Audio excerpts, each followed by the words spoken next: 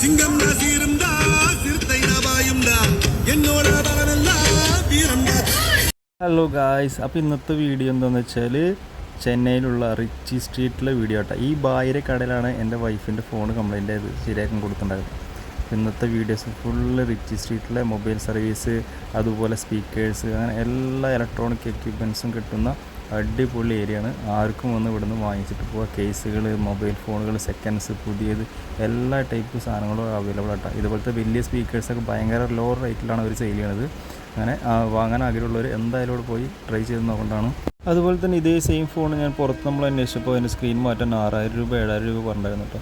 നമുക്കവിടെ വേറൊരു കോൺടാക്റ്റ് ഉള്ളതുകൊണ്ടും അങ്ങനെ ബൈയുടെ കെയർ ഓഫിൽ നമുക്ക് 1500 രൂപയ്ക്കാണ് നമുക്ക് ആ സ്ക്രീന് നമ്മുടെ ഡിസ്പ്ലേ റെഡിയാക്കി തന്നിട്ട്.